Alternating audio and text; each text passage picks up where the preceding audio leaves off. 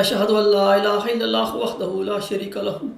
واشہد ان محمدا عبدہ ورسولہ اما بعد فاعوذ باللہ من الشیطان الرجیم بسم اللہ الرحمن الرحیم الحمدللہ رب العالمین الرحمن الرحیم مالک یوم الدین ایاک نعبد و ایاک نستعین اہدنا الصراط المستقیم صراط الذین انعمت علیہم غیر المغضوب علیہم ولا الضالین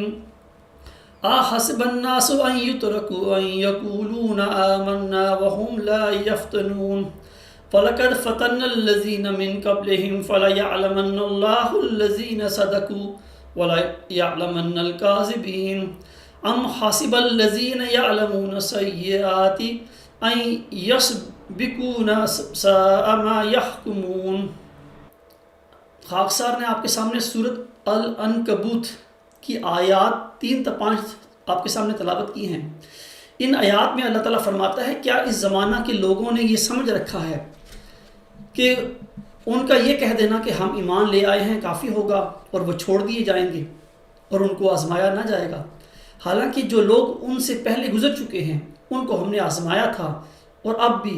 وہ ایسا ہی کرے گا۔ سو اللہ ظاہر کر دے گا ان کو بھی جنہوں نے سچ بولا اور ان کو بھی جنہوں نے جھوٹ بولا۔ کیا جو لوگ بدیہ کرتے ہیں وہ خیال کرتے ہیں کہ وہ ہمارے سزا سے بچ جائیں گے؟ ان کا فیصلہ بہت برا ہے۔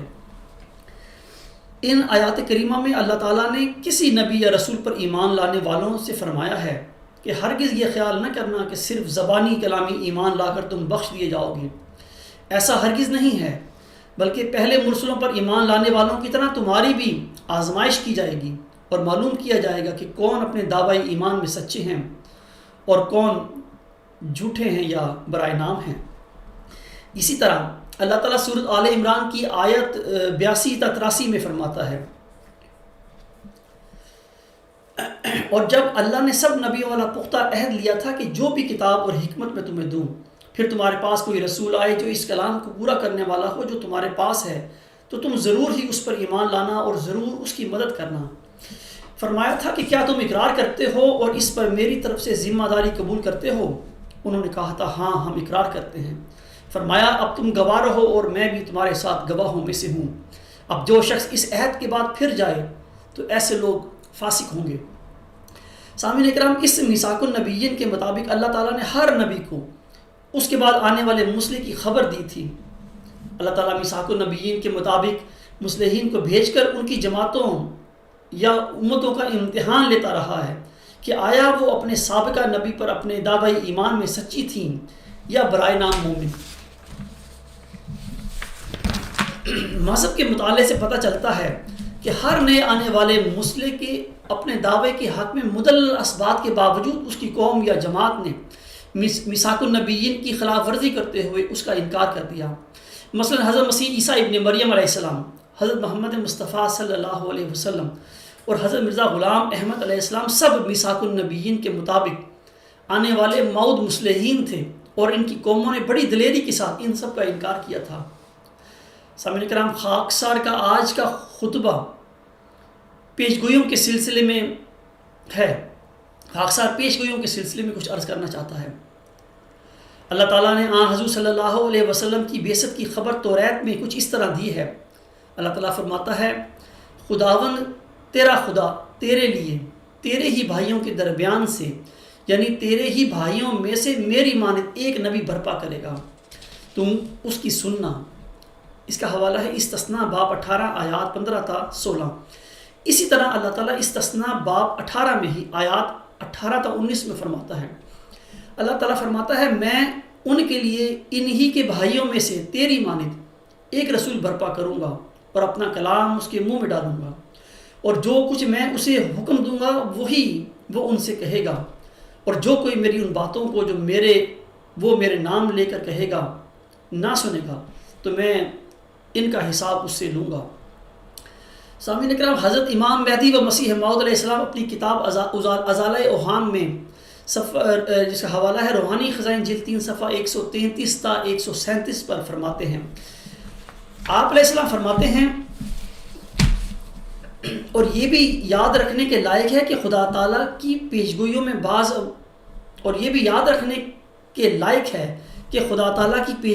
بعض امور کا اخوا اور بعض کا اظہار ہوتا ہے، اور ایسا ہونا شاذ و نادر ہے کہ کل من الوجوہ اظہار ہی ہو، کیونکہ پیشگوئیوں میں حضرت باری تعالیٰ کے ارادہ میں ایک قسم کی خلق اللہ کی آزمائش بھی منظور ہوتی ہے، اور اکثر پیشگوئیاں اس آیت کا مصداق ہوتی ہیں کہ یذل بہ کثیرا و یہدی بہ کثیرا۔ اسی وجہ سے ہمیشہ ظاہر پرست لوگ امتحان میں پڑھ کر پیشگوئی کے ظہور کے وقت دھوکہ کھا جاتے ہیں، اور زیادہ تر انکار کرنے والے اور حقیقت مقصودہ سے بے نصیب رہنے والے وہی لوگ ہوتے ہیں کہ جو چاہتے ہیں کہ حرف پیشگوئی کا ظاہری طور پر جیسا کہ سمجھا گیا ہو پورا ہو جائے، حالانکہ ایسا ہرگز نہیں ہوتا۔ مثلا مسیح کی نسبت بعض بائبل کی پیشگوئیوں میں یہ درج تھا کہ وہ بادشاہ ہوگا، لیکن چونکہ مسیح غریبوں اور مسکینوں کی صورت پر ظاہر ہوا، اس لیے یہودیوں نے اس کو قبول نہ کیا، اور اس رد اور انکار کی وجہ صرف الفاظ پرستی تھی کہ انہوں نے بادشاہت کے لفظ کو فقط ظاہر پر محمول کر لیا۔ ایسا ہی حضرت موسیٰ کی توریت میں ہمارے سید و مولا حضرت محمد مصطفیٰ صلی اللہ علیہ وسلم کی نسبت یہ پیشگوئی درج تھی کہ وہ بھی بنی اسرائیل میں سے اور ان کے بھائیوں میں سے پیدا ہوگا۔ اس لیے یہودی لوگ اس پیشگوئی کا منشا یہی سمجھتے رہے کہ وہ بنی اسرائیل میں سے پیدا ہوگا، حالانکہ بنی اسرائیل کے بھائیوں سے بنی اسماعیل مراد ہیں۔ خدا تعالیٰ قادر تھا کہ بجائے بنی اسرائیل کے بھائیوں کے بنی اسماعیل ہی لکھ دیتا، تا کروڑا آدمی ہلاکت سے بچ جاتے ہیں، مگر اس نے ایسا نہیں کیا، کیونکہ اس کو ایک عقدہ درمیان میں رکھ کر صادقوں اور کاذبوں کا امتحان لینا منظور تھا۔ اسی بنا پر اور اسی مدعا کی غرض سے تمثیل کے پیرایہ میں یا استعارہ کے طور پر بعض باتیں ہوتی ہیں جن پر نظر ڈالنے والے دو گروہ ہو جاتے ہیں۔ ایک وہ گروہ جو فقط ظاہر پرست اور ظاہر بین ہوتا ہے اور استعارات سے بکلی منکر ہو کر ان پیشگوئیوں کے ظہور کو ظاہری صورت میں دیکھنا چاہتا ہے۔ یہ وہ گروہ ہے کہ جو وقت پر حقیقت حقہ کے ماننے سے اکثر بے نصیب اور محروم رہ جاتا ہے،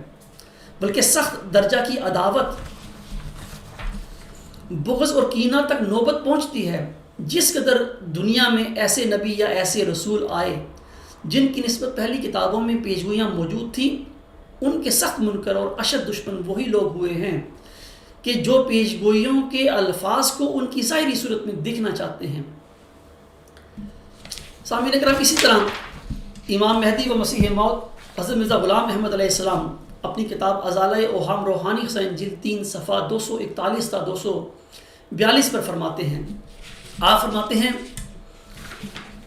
ہمارے نبی صلی اللہ علیہ وسلم کے بارے میں توریت کی پیشگوئیوں پر نظر ڈالیں کہ اگرچہ توریت کے 2 مقام میں ایسی پیشگوئیاں ملتی ہیں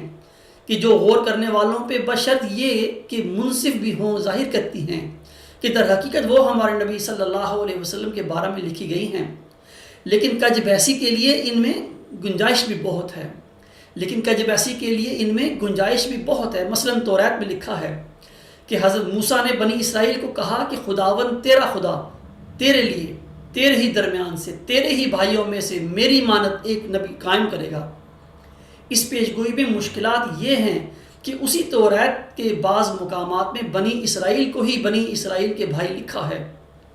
اور بعض جگہ بنی اسماعیل کو بھی بنی اسرائیل کے بھائی لکھا ہے، ایسا ہی دوسرے بھائیوں کا بھی ذکر ہے۔ اب اس بات کا قطعی اور بدیہی طور پر کیوں کر فیصلہ ہو کہ بنی اسرائیل کے بھائیوں سے مراد فقط بنی اسماعیل ہی ہیں، بلکہ یہ لفظ کے تیرے ہی درمیان سے لکھا ہے زیادہ عبارت کو مشتبہ کرتا ہے، اور وہ ہم لوگ بہت سے دلائل اور قرائن کو ایک جگہ جمع کر کے اور حضرت صلی اللہ علیہ وسلم اور حضرت موسیٰ علیہ السلام میں جو مماثلت ہے بپایہ ثبوت پہنچا کر ایک حق کے طالب کے لیے نظری طور پر یہ بات ثابت کر دکھاتے ہیں کہ در حقیقت اس جگہ اس پیشگوئی کا مصداق بجز ہمارے نبی صلی اللہ علیہ وسلم کہ اور کوئی شخص نہیں۔ لیکن یہ پیشگوئی ایسی صاف اور بدیہی تو نہیں کہ ہر ایک اجہل اور احمق کو اس کے ذریعے سے ہم قائل کر سکیں، بلکہ اس کا سمجھنا بھی پوری عقل کا محتاج ہے، اور پھر سمجھانا بھی پوری عقل کا محتاج۔ اگر خدا تعالیٰ کو ابتلا خلق اللہ کا منظور نہ ہوتا اور ہر طرح سے کھلے کھلے طور پر پیشگوئی کا بیان کرنا ارادہ الہی میں ہوتا اور ہر طرح کھلے کھلے طور پر پیشگوئی کا بیان کرنا ارادہ الہی ہوتا تو پھر اس طرح پر بیان کرنا چاہیے تھا کہ اے موسیٰ، میں تیرے بعد 22ویں صدی میں ملک عرب میں بنی اسماعیل میں سے ایک نبی پیدا کروں گا جس کا نام محمد صلی اللہ علیہ وسلم ہوگا، اور اس کے باپ کا نام عبداللہ اور دادا کا نام عبد المطلق اور والدہ کا نام آمنہ ہوگا، اور وہ مکہ شہر میں پیدا ہوں گے، اور ان کا یہ حلیہ ہوگا۔ اب ظاہر ہے کہ اگر ایسی پیشگوئی تورات میں لکھی جاتی تو کسی کو چوں و چراں کرنے کی حاجت نہ رہتی اور تمام شریروں کے ہاتھ پیر باندھے جاتے، لیکن خدا تعالیٰ نے ایسا نہیں کیا۔ اب سوال یہ ہے کہ کیا خدا تعالیٰ ایسا کرنے پر قادر نہیں تھا؟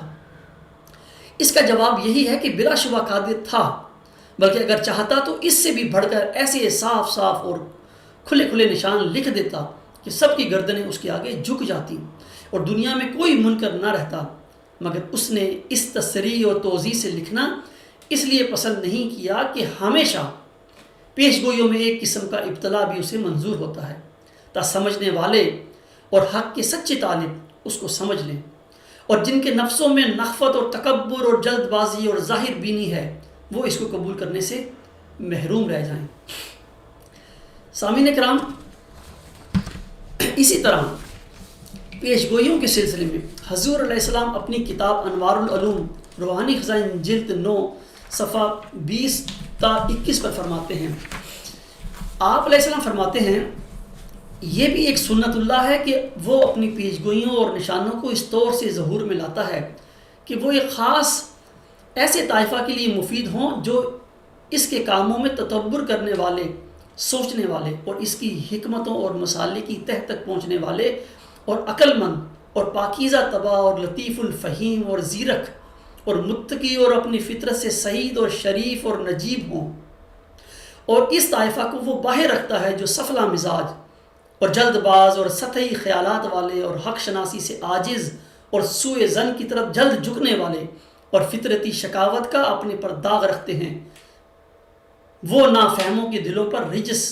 ڈال دیتا ہے، یعنی کچھ پردہ رکھ دیتا ہے، تب ان کو نور ایک تاریکی دکھائی دیتا ہے اور اپنے آرزوؤں کی پیروی کرتے ہیں اور ان کو چاہتے ہیں اور سوچنے کا مادہ نہیں رکھتے، اور خدا تعالیٰ کی اس فعل سے غرض یہ ہوتی ہے کہ تا خبیث کو طیب کے ساتھ شامل نہ ہونے دے، اور خدا تعالیٰ کی اس فعل سے غرض یہ ہوتی ہے کہ تا خبیث کو طیب کے ساتھ شامل نہ ہونے دے، اور اپنے نشانوں پر ایسے پردے ڈال دے جو ناپاک طبع کو پاکوں کے ساتھ شامل ہونے سے روک دیں، اور پاک طبع لوگوں کا ایمان زیادہ کریں، علم زیادہ کریں اور معرفت زیادہ کریں اور صدق اور ثبات میں ترقی دیں، اور ان کی زیرکی اور حقائق شناختی دنیا پر ظاہر کریں، اور ان کو اس کسر شان اور اس بے عزتی سے محفوظ رکھیں جو اس حالت میں متصور ہے کہ جب ایک کج طبع اور سفلہ خیال اور نفس پرست اور نادان ان کی جماعت میں شامل ہو جائے اور ان کے ہم پہلو جگہ لے، اور چونکہ خدا تعالیٰ کا ارادہ ہوتا ہے کہ جو اس کی جماعت کے آب زلال کے ساتھ کوئی پلید مادہ نہ مل جائے، اس لیے وہ ایسی خصوصیت کے ساتھ اپنے نشانوں کو ظاہر کرتا ہے کہ جس خصوصیت سے غبی اور ناپاک طبع لوگ حصہ نہیں لے سکتے، اور صرف اس رفیع الشان نشان کو رفیع الشان لوگ دریافت کرتے ہیں اور اپنے ایمان کو اس سے زیادہ کرتے ہیں، اور خدا تعالیٰ قادر تھا کہ کوئی ایسا نشان دکھلاتا کہ تمام موٹی عقل کے آدمی اور پست فطرت انسان جو سدا نفسانی زنجیروں میں مبتلا ہیں بدیہی طور پر اپنے نفسانی خواہشوں کے مطابق اس کو مشاہدہ کر لیتے، مگر در حقیقت نہ کبھی ایسا ہوا اور نہ ہوگا، اور اگر کبھی ایسا ہوتا اور ہر ایک کج فطرت اپنی خواہشوں کے مطابق نشان دے کر تسلی پا لیتے تو گو خدا تعالیٰ تو ایسا نشان دکھلانے پر قادر تھا اور اس بات پر قدرت رکھتا تھا کہ تمام گردنیں اس نشان کے آگے جھک جائیں اور ہر یک نو کی فطرت اس کو دیکھ کر سجدے کرے، مگر اس دنیا میں جو ایمان بالغیب پر اپنی بنا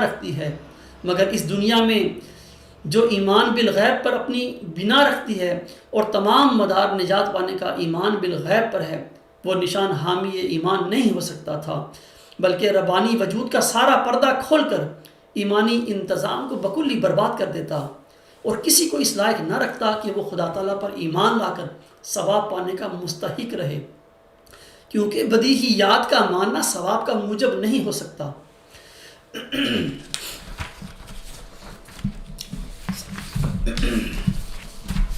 سامعین کرام، اللہ تعالیٰ نے توریت میں اپنے پیارے نبی صلی اللہ علیہ وسلم کے متعلق جو پیشگوئی حضرت موسیٰ علیہ السلام کو بخشی تھی، جیسا کہ امام مہدی و مسیح موعود حضرت مرزا غلام احمد علیہ السلام نے فرمایا ہے، اس میں کافی مشکلات اور پیچیدگیاں ہیں اور کرج بیسی کے لیے ان میں بہت گنجائش موجود ہے۔ اگر توریت میں اللہ تعالیٰ حضرت صلی اللہ علیہ وسلم کے بارے میں وضاحت کے ساتھ کھول کھول کر بیان فرما دیتا کہ وہ نبی اس طرح کا ہوگا جیسا کہ حضور علیہ السلام نے اپنے حوالے میں فرمایا ہے، تو پھر یہودی اور عیسائی حضور صلی اللہ علیہ وسلم کا انکار کر کے جہنم رسید نہ ہوتے۔ اے میرے احمدی اور مسلمان بھائیوں، بہنوں اور بزرگوں، اگر حضور صلی اللہ علیہ وسلم اپنے امام مہدی کے متعلق کھول کھول کر یہ وضاحت اس طرح فرما دیتے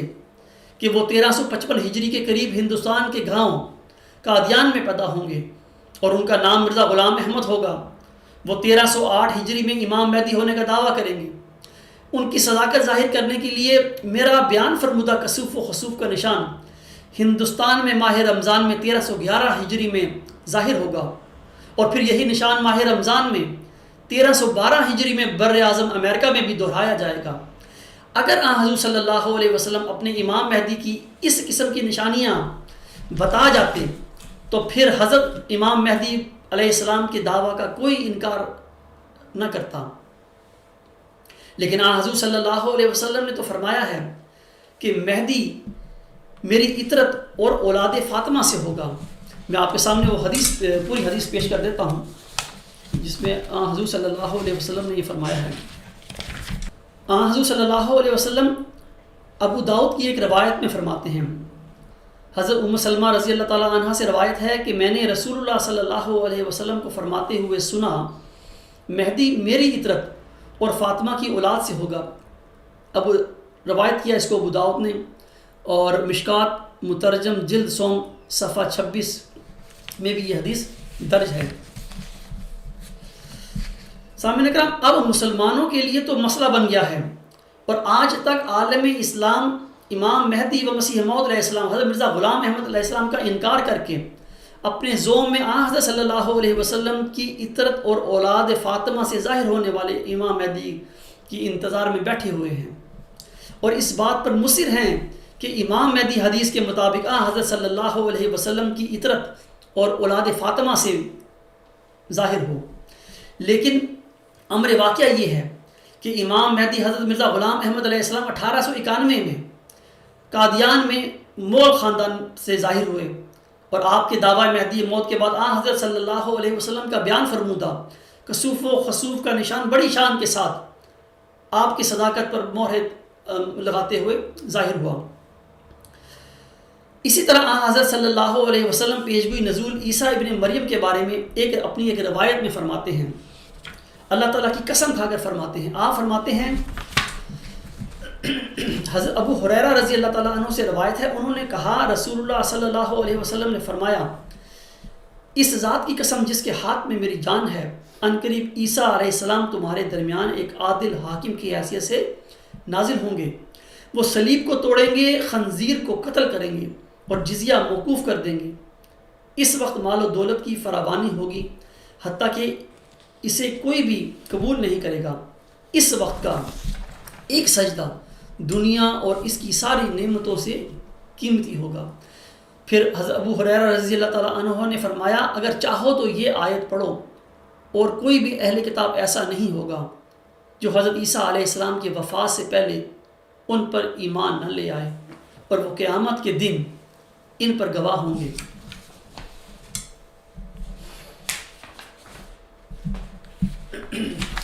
سامنے کرام، یہ پیشگوئی جو حضرت صلی اللہ علیہ وسلم نے اللہ تعالیٰ کی قسم کھا کر بیان فرمائی تھی،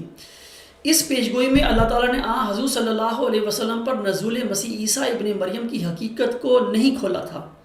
یا با الفاظ دیگر ہم یوں کہہ سکتے ہیں کہ اللہ تعالیٰ نے نزول مسیح عیسیٰ ابن مریم کے متعلق ساری جزیات حضور صلی اللہ علیہ وسلم پر نہیں کھولی تھیں۔ اللہ تعالیٰ نے امت محمدیہ کی اس موعود مسیح عیسیٰ ابن مریم کے متعلق جس طرح اور جس رنگ میں اپنے پیارے نبی صلی اللہ علیہ وسلم کو بتایا تھا، اسی طرح آپ صلی اللہ علیہ وسلم نے اس پیشگوئی کو اپنی امت کے سامنے بیان فرما دیا تھا۔ واضح رہے کہ امت محمدیہ نے نزول مسیح عیسیٰ ابن مریم کی اس پیشگوئی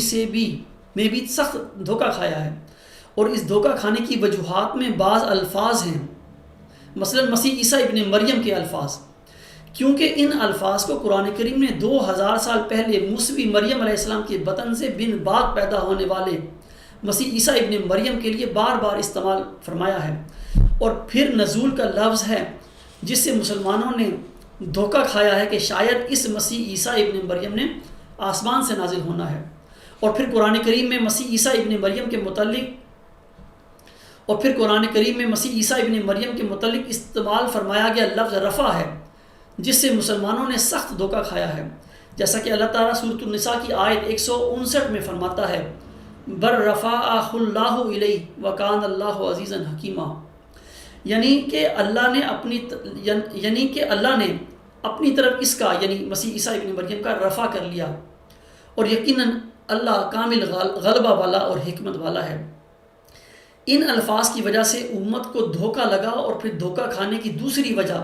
بخاری و مسلم کی وہ حدیث ہے جو خاکسار نے آپ کے سامنے پیش کی تھی، جس میں حضور صلی اللہ علیہ وسلم قسم کھا کر فرماتے ہیں کہ تم میں ضرور مسیح عیسیٰ ابن مریم نازل ہوگا، چنانچہ لوگوں نے سمجھ لیا کہ وہ آسمان سے نازل ہوگا، اور وہ تو قرآنی لفظ رفع سے پہلے ہی دھوکہ کھا چکے تھے کہ اللہ تعالیٰ نے اسے آسمان پر اٹھا لیا ہے وغیرہ۔ اس ضمن میں امت محمدیہ کے دھوکہ کھانے کی تیسری وجہ یہ ہے کہ دین اسلام کی ابتدا میں ہی وہ عیسائی جو یہ عقیدہ رکھتے تھے کہ حضرت عیسیٰ علیہ السلام کو اللہ تعالیٰ نے آسمان پر اٹھا لیا ہے اور وہ آخری زمانے میں آسمان سے نازل ہوں گے وغیرہ، اس باطل عقیدے کے ساتھ وہ اسلام میں داخل ہو گئے، اور اس طرح یہ عقیدہ مسلمانوں میں بھی رواج پا گیا۔ سامعین کرام، یہ چند موٹی موٹی وجوہات ہیں جن کی بنا پر امت محمدیہ نے دھوکہ کھا کر نزول مسیح عیسیٰ ابن مریم سے مراد مسیح ناصری علیہ السلام کا جسمانی نزول سمجھ لیا ہے، اور اگر اللہ تعالیٰ حضور صلی اللہ علیہ وسلم کو کھول کر بتا دیتا، اور حضور صلی اللہ علیہ وسلم کھول کر اپنی امت کو بتا دیتے کہ یہ مسیح عیسیٰ ابن مریم اسرائیلی نبی نہیں ہوگا، بلکہ اس سے مماثلت اور مشابہت رکھنے والا امت محمدیہ کا کوئی فرد ہوگا، تو پھر امت محمدیہ نزول مسیح عیسیٰ ابن مریم کی پیشگوئی میں کبھی دھوکہ نہ کھاتی۔ لیکن اللہ تعالیٰ نے چونکہ امت محمدیہ کی آزمائش کرنی تھی، اللہ تعالیٰ کو امت محمدیہ کی آزمائش منظور تھی، یہ دیکھنے کے لیے کہ امت محمدیہ میں کون سچے مومن ہیں اور کون نام نہاد مومن، اور کون دنیا دار لوگ ہیں جو مذہب کو کاروبار بنا کر بیٹھے ہوئے ہیں وغیرہ۔ لہٰذا اسی آزمائش کی وجہ سے اللہ تعالیٰ نے نزول مسیح عیسیٰ ابن مریم کی پیشگوئی حضور صلی اللہ علیہ وسلم پر اس طرح صاف صاف کھول کر وضاحت کے ساتھ نازل نہیں فرمائی تھی، اور نہ ہی حضور صلی اللہ علیہ وسلم نے اپنی امت کو اس پیشگوئی کی وضاحت فرمائی تھی۔ سامعین کرام اور اے میرے احمدی بہنوں، بھائیوں اور بزرگوں، یہی معاملہ بلکہ اس سے بھی گمبھیر، زیادہ مشکل اور زیادہ پیچیدہ معاملہ 20 فروری 1886 کی الہامی پیشگوئی مسلم موعود کا بھی ہے۔ یہ الہامی پیشگوئی بنیادی طور پر ایک نشان رحمت کی پیشگوئی ہے، ایک ذکی غلام کی پیشگوئی ہے۔ اس نشان رحمت اور ذکی غلام کو حضور علیہ السلام نے مسلم موعود کا خطاب دیا تھا۔ اللہ تعالیٰ سورۃ مریم کی آیات 21 تا 22 میں فرماتا ہے قال انما انا رسول ربک لأہب لک غلاما زکیا قالت انا یکون لی غلام ولم یمسسنی بشرا واکو بغیا قال کذالک قال ربک هو علی حین ولنجعلہ آیات للناس ورحمۃ منا وکان امرا مقضیا۔ یعنی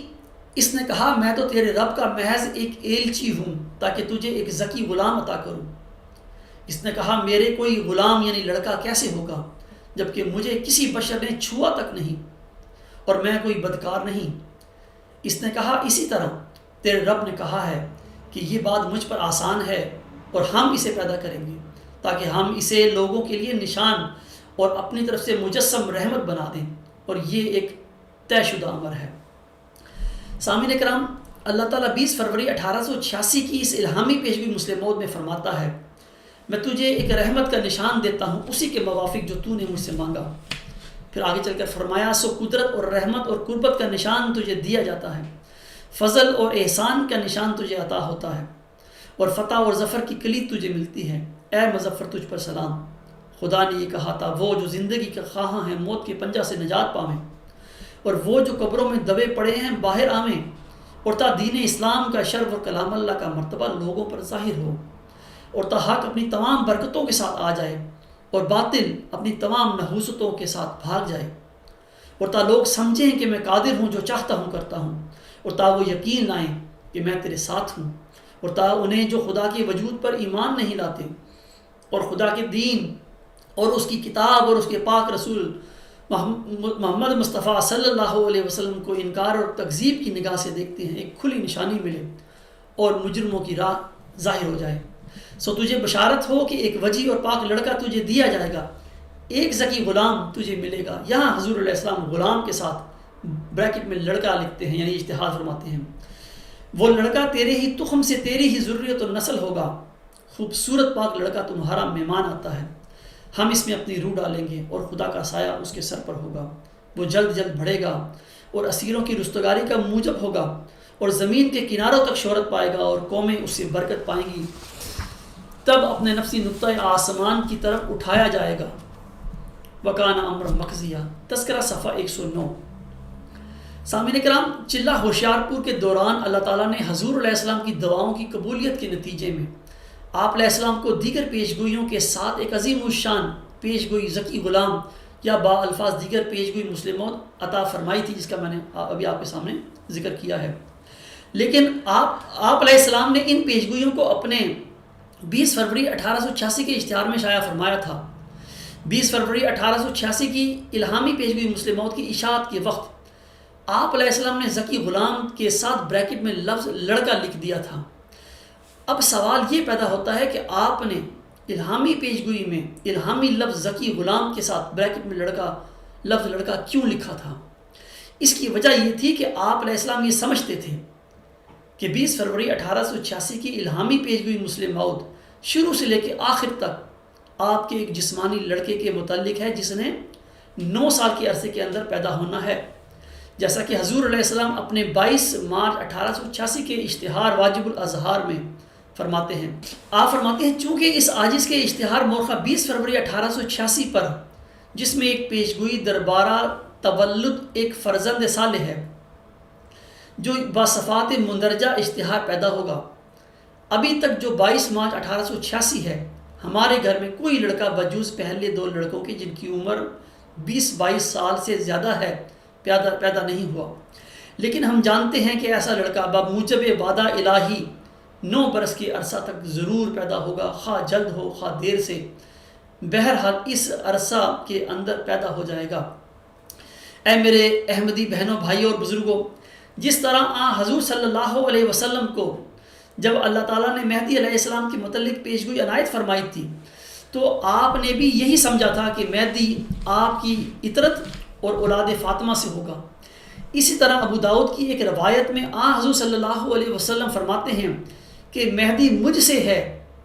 اور زمین میں 7 سال حکومت کرے گا۔ ہم جانتے ہیں کہ حکم و عدل امام مہدی و مسیح موعود علیہ السلام کے بارے میں حضور صلی اللہ علیہ وسلم کا یہ اجتہاد درست ثابت نہ ہوا۔ امام مہدی حضرت مرزا غلام احمد علیہ السلام نہ ہی حضور صلی اللہ علیہ وسلم کی اطرت اور اولاد فاطمہ میں سے پیدا ہوئے، اور نہ ہی آپ نے 7 سال زمین پر حکومت کی وغیرہ۔ بالکل اسی طرح ذکی غلام یعنی مسلم موعود کے متعلق امام مہدی و مسیح موعود حضرت مرزا غلام احمد علیہ السلام کا اجتہاد کے 20 فروری 1886 کی الہامی پیشگوئی آپ کے ایک جسمانی لڑکے کے متعلق ہے، جس نے 9 سال کے عرصہ میں آپ کی اولاد میں سے پیدا ہونا ہے، درست ثابت نہ ہوا۔ اس کی تفصیل کے لیے آپ الغلام.com پر آرٹیکل نمبر 52 مسلم موعود کی پیدائش کے سلسلے میں 9 سالہ میعاد کی حقیقت پڑھ سکتے ہیں۔ اس آرٹیکل میں تمام تفصیل موجود ہے۔ سامعین کرام، بعد ازاں اللہ تعالیٰ نے آپ علیہ السلام پر بذریعہ الہام یہ انکشاف فرما دیا تھا کہ 20 فروری 1886 کی الہامی پیشگوئی مسلم موعود در حقیقت ایک پیشگوئی یا ایک وجود کے متعلق پیشگوئی نہیں ہے، بلکہ یہ پیشگوئی دو پیشگوئیوں یا دو وجودوں کے متعلق پیشگوئیوں پر مشتمل ہے، جیسا کہ حضور علیہ السلام فرماتے ہیں۔ آپ فرماتے ہیں 20 فروری 1886 کی پیشگوئی دو پیشگوئیوں پر مشتمل تھی جو غلطی سے ایک سمجھی گئی، اور پھر بعد میں الہام الہی نے اس غلطی کو رفع کر دیا۔ اس کا حوالہ ہے تذکرہ صفحہ 109۔ سامعین کرام، اس الہامی پیشگوئی میں اللہ تعالیٰ نے حضور علیہ السلام کو دو نشانوں یا دو وجودوں کی بشارت دی تھی، یعنی ایک نشان کو اللہ تعالیٰ نے وجی اور پاک لڑکا قرار دیا تھا، اور دوسرے نشان کو اللہ تعالیٰ نے ذکی غلام کا نام دیا ہے۔ مثلا اللہ تعالیٰ فرماتا ہے ایک وجی اور پاک لڑکا تجھے دیا جائے گا، ایک ذکی غلام تجھے ملے گا۔ یہاں ذکی غلام کے ساتھ حضور علیہ السلام بریکٹ میں لڑکا لکھتے ہیں۔ اللہ تعالیٰ نے اپنے کلام میں وجی اور پاک لڑکے کے متعلق بڑی وضاحت کے ساتھ یہ فرما دیا ہے کہ وہ لڑکا تیرے ہی تخم سے، تیری ہی ذریت و نسل ہوگا، اور اسی طرح ہوا۔ بشیر احمد اول پیدا ہوئے، اور بالکل لفظاً الہام میں جس طرح بیان تھا کہ وہ پیدا ہوں گے اور پھر مہمان کی طرح وہ رخصت ہو جائیں گے، یہ پیشگوئی کا یہ حصہ ان کی ذات میں اس طرح پورا ہوا، اور پھر آگے اللہ تعالیٰ نے اس کے مسیر کی خبر دے دی تھی، وہ ایک الگ تفصیل ہے۔ لیکن اللہ تعالیٰ نے ذکی غلام کے متعلق لڑکے کی طرح کچھ نہیں فرمایا کہ وہ کیا ہوگا اور کون ہوگا، یعنی وہ آپ کی ذریت، جسمانی ذریت میں سے ہوگا، روحانی ذریت میں سے ہوگا۔ الہام الہی اس سلسلے میں بالکل خاموش ہے۔ ذکی غلام کو ملہم نے اپنا جسمانی لڑکا خیال کرتے ہوئے اس کے ساتھ بریکٹ میں لفظ لڑکا لکھا ہے، اور یہ بریکٹ میں لڑکا الہامی نہیں ہے بلکہ ملہم کا، یعنی حضرت امام مہدی و مسیح موعود علیہ السلام کا ذکی غلام کے متعلق اپنا اجتہاد اور قیاس تھا جو درست نہ ثابت ہوا۔ حقیقت یہ ہے کہ اللہ تعالیٰ نے حضور علیہ السلام سے 20 فروری 1886 کی الہامی پیشگوئی میں وعدہ دیے گئے ذکی غلام یعنی مسلم موعود کے آپ کی جسمانی اولاد سے 9 سال کے عرصے کے اندر پیدا ہونے کا اجتہاد کروا کر جماعت احمدیہ کی بالکل اسی طرح آزمائش کی ہے، جس طرح حضور صلی اللہ علیہ وسلم نے مہدی علیہ السلام کے آپ کی اطرت اور اولاد فاطمہ سے پیدا ہونے اور 7 سال زمین پر عادل حاکم کی حیثیت سے حکومت کرنے کا اجتہاد کر کے کی تھی۔ سامعین کرام، خاکسار نے اپنے خطبے کے شروع میں قرآن کریم کی آیات کی روشنی میں بیان کیا تھا کہ کسی مرسل پر ایمان لانے والوں کی آزمائش 2 طرح سے ہوتی ہے۔ ایک تو اس رسول کے دور میں ہی بعض پیشگوئیوں کے حوالے سے یا مصیبتوں، مشکلات اور رزق کی کمی وغیرہ کے ذریعے اللہ تعالیٰ ان کی آزمائش کرتا ہے، اور دوسرے بعد کے زمانے میں میثاق النبیین کے ذریعے اپنے مرسل بھیج کر گزشتہ انبیاء و مرسلین کی جماعتوں کا امتحان لیتا ہے۔ آج بھی جماعت احمدیہ اسی قسم کی سخت الہی آزمائش کا شکار ہے، اور گزشتہ امتوں سے زیادہ الفاظ پرست، ضدی، سخت دل، متکبر اور تقوی سے عاری ثابت ہوئی ہے۔ اس آزمائش کا سلسلہ تو بشیر احمد اول کی وفات سے ہی شروع ہو گیا تھا، جسے حضور علیہ السلام نے اجتہاد کرتے ہوئے مسلم موعود سمجھا تھا، اور وہ چھوٹی عمر میں ہی وفات پا گیا تھا۔ چنانچہ تذکرہ صفحہ 130 پر درج ہے، احاسب الناس ان یترکوا ان یقولوا آمنا وهم لا یفتنون۔ اب خدا تعالیٰ نے ان آیات میں صاف بتلا دیا کہ بشیر کی موت لوگوں کی آزمائش کے لیے ایک ضروری امر تھا۔ جو کچے تھے وہ مسلم موعود کے ملنے سے نا امید ہو گئے۔ سو اے میرے پیارے احمدی بہنوں، بھائیوں اور بزرگوں، یہ اللہ تعالیٰ کی سنت ہے کہ وہ ہمیشہ ایسا ہی کرتا آیا ہے، اور اب بھی سیدنا مسلم موعود حضرت عبدالغفار جنبہ علیہ السلام، موعود ذکی غلام مسیح الزمان مسلم موعود اور موعود مسیح عیسیٰ ابن مریم کو جماعت احمدیہ میں مبعوث فرما کر جماعت احمدیہ کی ایسی ہی آزمائش کر رہا ہے کہ آیا وہ اپنے دعوی ایمان میں سچے ہیں یا پھر نام کے مومن۔ آپ نے حضور صلی اللہ علیہ وسلم اور امام مہدی و مسیح موعود حضرت مرزا غلام احمد علیہ السلام کا سچا مومن بننا ہے، یا امام وقت حضرت عبدالغفار جنبہ علیہ السلام کا انکار کر کے عملاً حضور صلی اللہ علیہ وسلم حضرت امام مہدی و مسیح موعود علیہ السلام کے منکرین و مکذبین میں شامل ہو کر جہنم واصل ہونا ہے۔ فیصلہ آپ کے ہاتھ میں ہے، دل یا شکم۔ اللہ تعالیٰ آپ پر رحم کرے۔ اس پر میں اپنے خطبے کو ختم کرتا ہوں۔ وآخر دعوانا ان الحمدللہ رب العالمین۔ الحمد للہ نحمده ونستعینہ ونستغفرہ ونؤمن بہ ونتوکل علیہ ونعوذ باللہ من شرور انفسنا ومن سیئات اعمالنا من یہدہ اللہ فلا مضل لہ ومن یضللہ فلا ہادی لہ ونشہد ان لا الہ الا اللہ ونشہد ان محمدا عبدہ ورسولہ۔ عباد اللہ رحمکم اللہ، ان اللہ یأمر بالعدل والإحسان وإیتاء ذی القربى وینہی عن الفحشاء والمنکر والبغی یعظکم لعلکم تذکرون۔ اذکروا اللہ یذکرکم وادعوہ یستجب لکم ولذکر اللہ اکبر۔